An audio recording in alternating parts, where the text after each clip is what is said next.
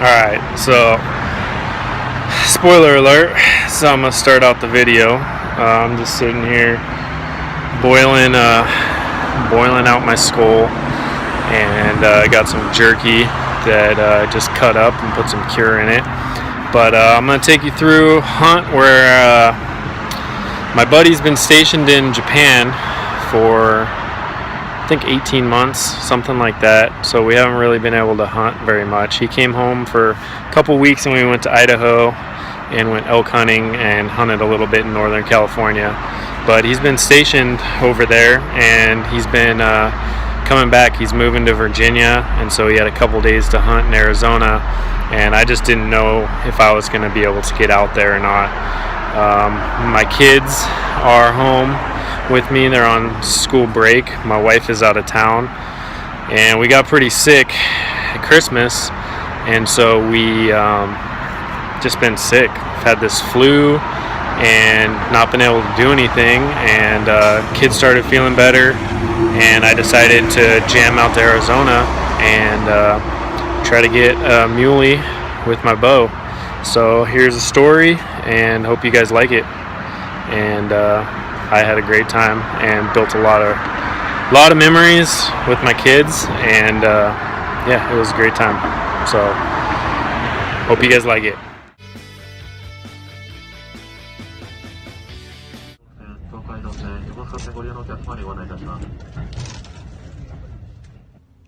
It has been one heck of a ride. It's been 2 years since I moved here. Been in the Navy for just over 18 years now, and I am packing up. This is my living quarters. My bed's not made because it's just not. And then a couple bunk beds. I've got the room to myself, luckily. Bathroom. Bikes jammed over in the corners, and like a TV and a desk.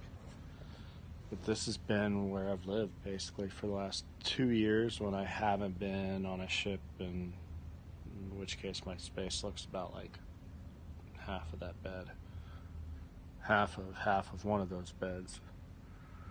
But I'm getting ready to go back to the States. I'm going back home, ish. Stationed in Virginia. And I'm just trying to be positive about it. I'm a Western States kind of guy. I hunt, and that's my passion. And I like hunting my home state of Idaho. I even like hunting in California Republic, in Arizona, and my family's all on the West Coast. But it's coming down to the wire, and I know that every step that I take is one step closer to doing what I love, which is something outdoors. So it's another step in the journey, and everybody's got a journey, and what you have to do is appreciate those steps to get you closer, and also embrace those steps that make it harder. If you've never read a book called The Obstacle Is the Way, it's a great book. Yeah, so 2 more nights here. Pack out starts tomorrow, and I'm looking forward to, more than anything, getting home to see my family, and then after that, hunting my freaking tail off.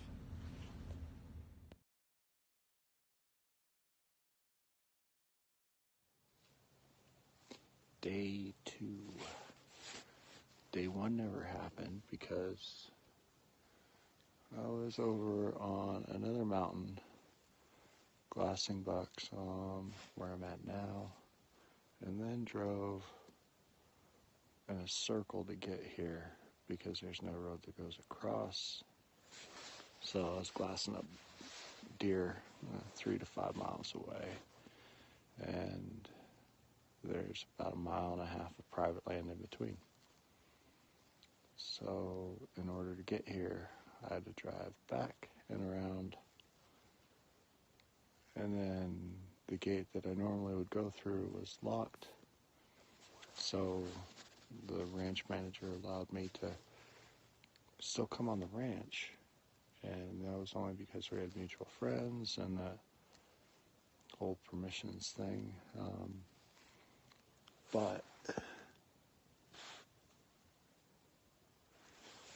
it took another 25 miles of beat up dirt road. So just hoping to turn up something. Today's my last day for this tag, and then I gotta take a couple days break, take care of some stuff, and then I'll be back out for a few days with the 2018 tag. Just trying to glass something up right now.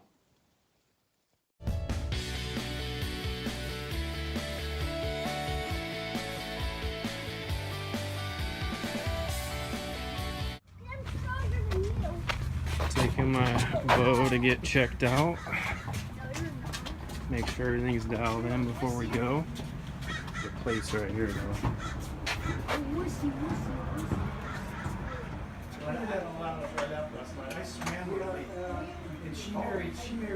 This is the place to go right here. Always hooks me up. Dials it in. Shooting range. Got all the new bows.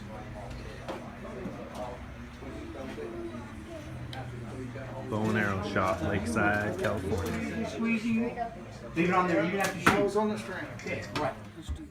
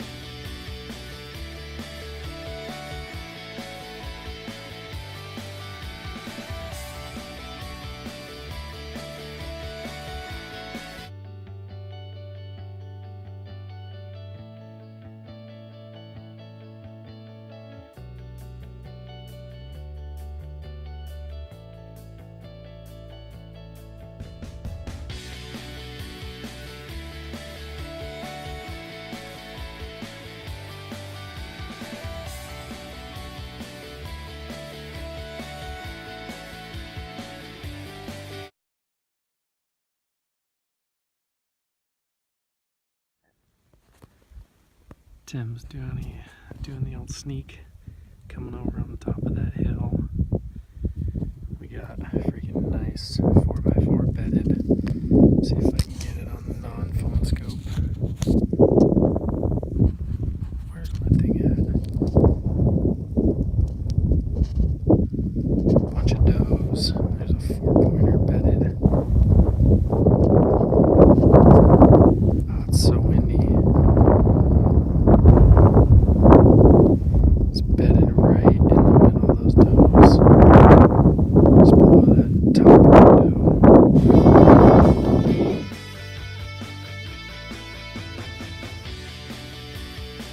Unfortunately, the buck got up out of his bed, chasing a hot doe over the hill before Tim could get in position. Bryn, you ready? Just getting everything loaded up. Getting hydrated. It's about 4 o'clock. Got 2 hours of light left. Got a bunch of deer spotted up on the hill up over here above the windmill. Trying to make our way up there.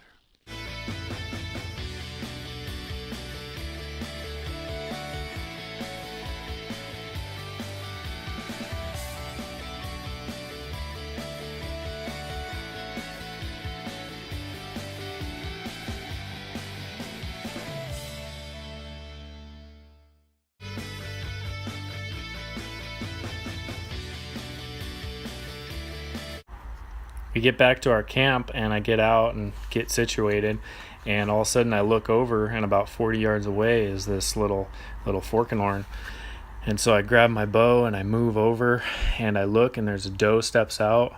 I knock an arrow, and this bigger buck steps out 50 yards, and I let it fly, and my arrow hit, and he jump kicked, and I watched him run about 30 yards, and this is what I found. I was pretty excited. Yeah, the big brother. That's where he made it.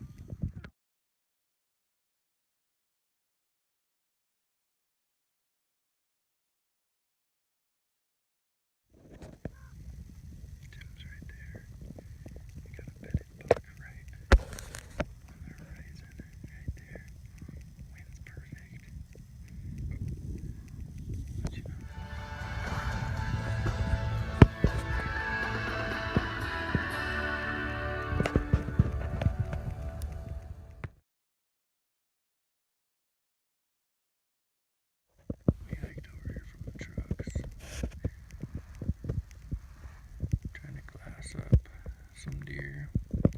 Right up here we got 4 does and a little teeny buck.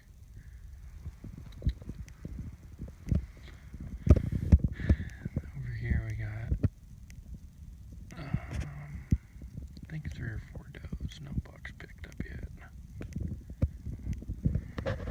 Got my sleeping bag. It's a little chilly today. It's 31.